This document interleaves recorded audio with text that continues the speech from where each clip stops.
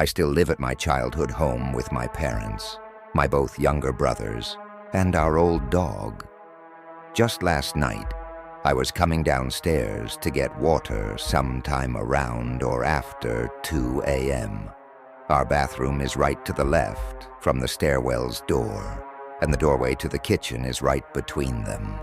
The light was on in the bathroom, but I think I left it on when I was there earlier, and the door was slightly open. I saw a vague, weirdly dark figure sitting spread-legged on the toilet, with its head looking like it was hanging low. I thought it was my father, because its body type fit neither of my brothers. However, my father usually uses the bathroom without lights at night. I don't know why, but he always almost gives me a heart attack when I open the door. I had initially dismissed it, but when I did a double take, it was gone. I closed both doors, got the water while watching the stairwell door from the kitchen's open doorway, and hurried back to my room. Nothing else happened that night. The house has always made me paranoid at night, but nothing has ever happened, aside from guitar music that I only hear when I lay in my dark room, alone trying to fall asleep. I do have a guitar in the attic. Sometimes it stops when I order it to, sometimes not. I've never actually seen anything apart from this guitaring or the house creaking, albeit I'm not sure if the creaking is actually normal. Our house dates somewhere after World War II, but other buildings on the property are older and we've found horseshoes, and there has only been one family who lived there before us. Our neighbors are an old couple, one of whom is the child of the aforementioned family, but I can't remember which. I don't know if anybody died there.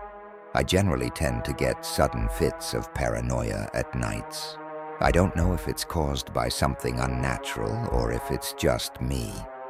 However, the figure is new and has me extremely worried. My partner and I used to live with his daddy and 5 other siblings. Now this is an RDP house, Reconstruction and Development Program, which has only 1-room bathroom and lounge.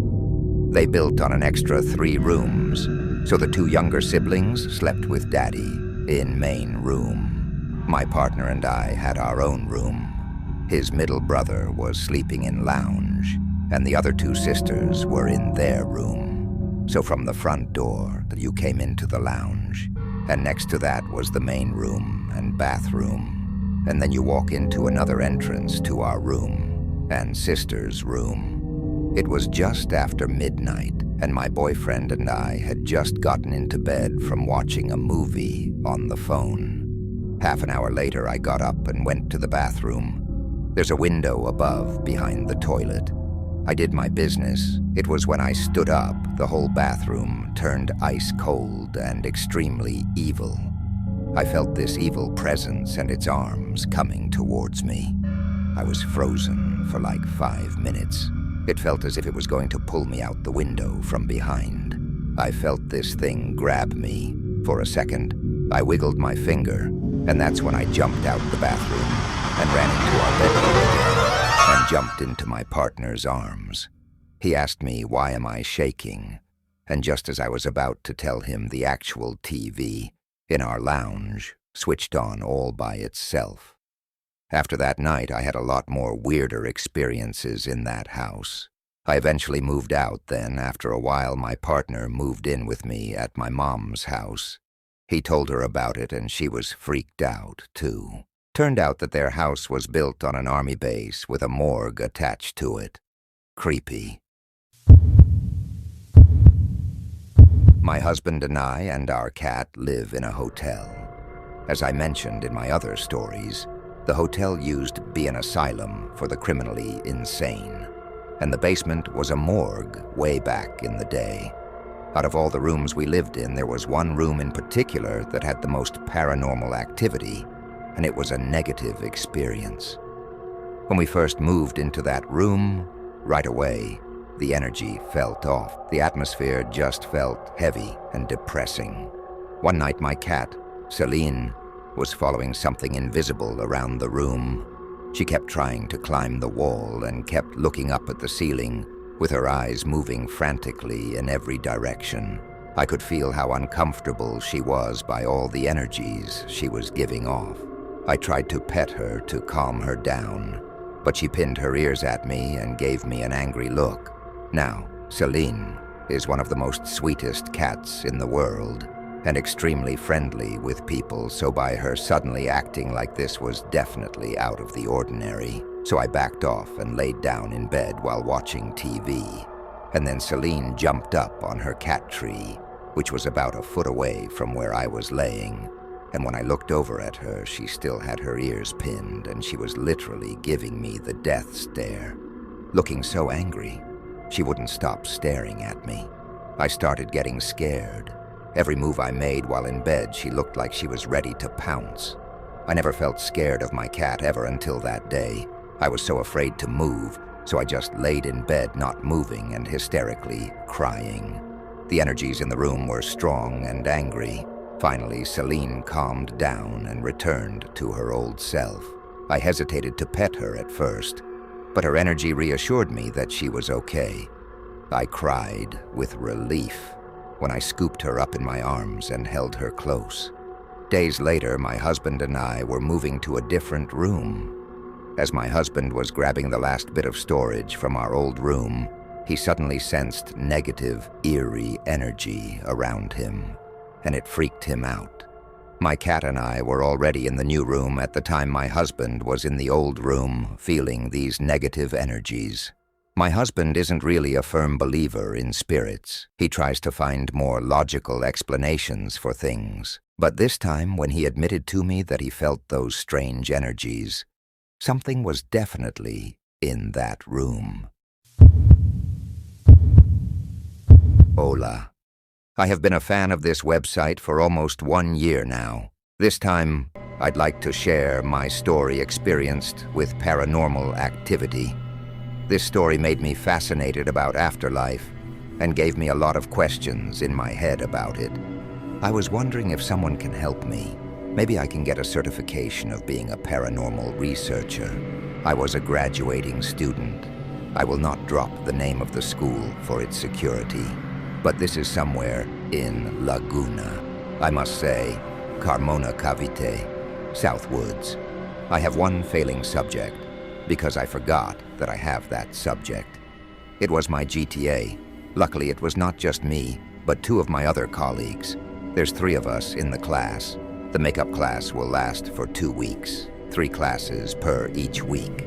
First week went well, until second week. Little did we know, the teacher was sick, but he still goes to our class, no matter what.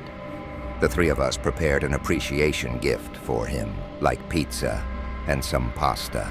So the food is prepared 30 minutes before our class starts, since we finished some of our subjects early that day.